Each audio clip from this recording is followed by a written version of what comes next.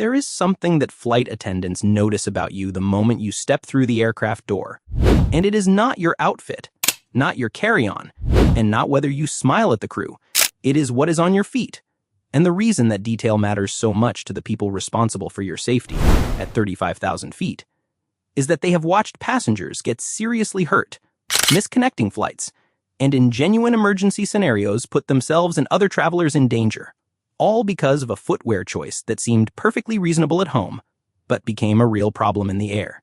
And here at Airport Wisdom, we believe that every senior traveler in our community deserves to know exactly what those 5 footwear mistakes are and precisely what to wear instead. So let us go through all 5 of them right now, starting with the one that breaks the hearts of flight crews more than almost anything else they see. Brand new shoes, purchased specifically for a trip, worn for the first time on the travel day, because the traveler wanted to look and feel their best arriving at their destination, are one of the most consistently painful and avoidable mistakes that senior travelers make. And the reason is straightforward physiology. At altitude, the reduced cabin pressure causes the fluid in your body to redistribute, and your feet can swell by as much as a full shoe size over the course of a long flight.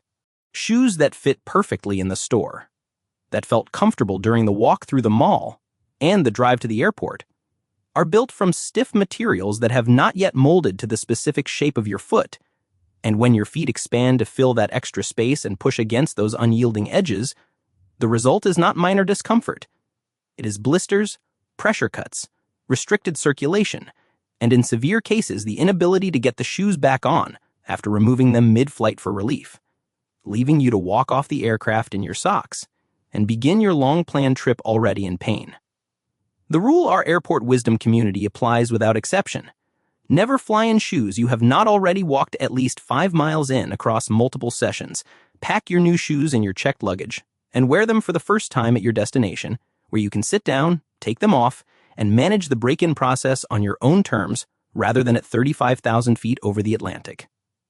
Flip-flops and open-toed sandals are the second footwear mistake, and while the reasoning for avoiding them in a safety context may seem dramatic until you understand the actual mechanics of an aircraft emergency, the reality is that flight attendants who have participated in emergency evacuations or even emergency landing drills are unanimous on this point. Footwear that is not securely attached to your foot is footwear that will not be on your foot when you need it most. During an emergency evacuation, passengers deploy down inflatable slides onto surfaces that may include hot tarmac, concrete, metal structures, broken glass, or debris from the aircraft or its surroundings, and the 90-second window that is the certified standard for fully evacuating a commercial aircraft leaves no time to locate a lost sandal, pull a flip-flop back onto a foot that has been running, or manage any injury that results from making contact with those surfaces without foot protection. Beyond the emergency scenario, the everyday hygiene reality of aircraft floors, which absorb spilled beverages, food, and bathroom-adjacent contamination across hundreds of flights without the deep cleaning that would make open footwear safe, makes sandals and flip-flops a poor choice for any flight, regardless of destination or cabin temperature. And the practical solution is simple: wear closed-toe shoes with secure closures for the flight itself and change into your sandals the moment you reach your destination. Mules, clogs, and slip-on shoes without backstraps, the third category, represent a footwear trap that catches senior travelers specifically because these shoes feel like the ideal travel compromise: easy to remove at security, comfortable to wear seated, and simple to slide on and off in the cabin.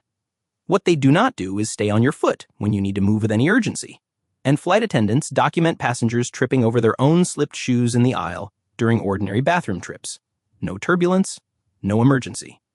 Just a shoe that came partially off during a normal walk and caught the edge of the carpet at the wrong moment, in a scenario that requires rapid movement, whether that is an emergency evacuation, a rushed connection, or navigating an uneven jet bridge surface in the dark. A shoe without a secure heel cup or backstrap will leave your foot before you have taken 3 steps, and the injury risk from moving barefoot in those conditions is serious. Test every pair of shoes you are considering wearing on a flight with one simple question: if you walked as fast as you could right now, would these shoes stay on your feet? If the answer is anything other than a definitive yes, they are not flight safe. Heavy hiking boots and tight lace-up shoes with ankle and calf constriction are the fourth category, and they are particularly dangerous for senior travelers because they compound a physiological process that is already happening during every long flight, the slowing of blood circulation that results from extended seated immobility at altitude, which causes blood to pool in the legs and feet and creates the conditions for swelling, numbness, and in serious cases, the formation of deep vein blood clots that can become life-threatening.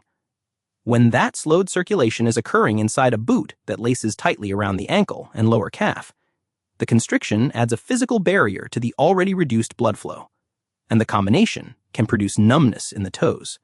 visible discoloration in the feet, and in documented cases, the complete inability to remove the boots upon landing without assistance, because the swelling has created a seal around the foot that the lacing system cannot accommodate. Paramedics meet aircraft at the gate, for this reason more often than airlines publicly acknowledge. The solution is not to avoid support, but to find it in a lighter, more flexible form. Mesh-based walking shoes, or soft leather slip-ons with a secure backstrap, worn with graduated compression socks that promote circulation rather than restricting it, give your feet the structure they need without creating the constriction that altitude and immobility will turn into a medical problem. High heels and stilettos are the fifth and most operationally consequential footwear mistake on this list, and we want to explain the specific mechanism that makes them a safety concern, not just for the wearer, but for every other passenger on the aircraft. In the event of an emergency evacuation requiring the use of inflatable slides, crew members are trained to instruct passengers wearing heeled shoes to remove them before descending, not as a courtesy suggestion, but as a firm directive, because the heel of a standard dress shoe or stiletto can puncture the fabric of an inflatable evacuation slide, rendering it unusable for every passenger who follows behind. In the 90-second window that constitutes the entire evacuation timeline for a fully loaded commercial aircraft, a passenger stopping at the top of the slide to remove shoes while the evacuation queue builds behind them is not a minor inconvenience. It is a bottleneck that costs seconds that matter. Beyond the evacuation scenario, the narrowness of aircraft aisles, the slight unevenness of cabin flooring, the frequency of unexpected turbulence during passenger movement between seats and lavatories, and the swelling that makes any shoe more restrictive. As a flight progresses, all make high heels genuinely dangerous footwear in the cabin environment. And the injuries that flight attendants describe seeing, sprained ankles, broken bones, head injuries from armrest contact during falls, happen during ordinary bathroom trips on calm flights, not just during emergencies. The footwear that the flight attendants themselves wear when they travel as passengers is the most honest endorsement available: cushioned walking shoes or slip-on sneakers with secure back straps. Shoes chosen specifically for their ability to accommodate foot swelling, maintain secure contact with the floor during movement, pass through security with minimal effort, and handle whatever the next few hours might require, without creating a single additional risk. The complete footwear standard that our airport wisdom community has adopted, based on everything flight safety professionals recommend, is this: a closed-toe shoe with a secure heel cup or backstrap, flexible materials that will accommodate at least a half to full shoe size of swelling, enough cushioning to be comfortable for the duration of the flight, plus the walking on either end of it, broken in through at least 5 miles of prior wear, and low enough in heel height to allow you to move quickly and safely if the situation ever required it. Pair those shoes with graduated compression socks, which promote active blood circulation rather than passively accommodating it, and you have a footwear system that protects your health, your safety, and your comfort from the moment you step onto the jet bridge to the moment you arrive at your destination, ready to actually enjoy the trip you planned. Tell us in the comments what you typically wear when you fly, and whether any of today's information changes what you will pack for your next trip, because the first-hand experiences of the thousands of travelers in our airport wisdom community are what make this channel genuinely useful, rather than just informative. Hit subscribe and turn on notifications, because Airport Wisdom publishes new insider travel guidance designed specifically for senior passengers every single week. And we will see you in the next video with more of the practical, specific, safety-focused knowledge that makes every journey better than the last.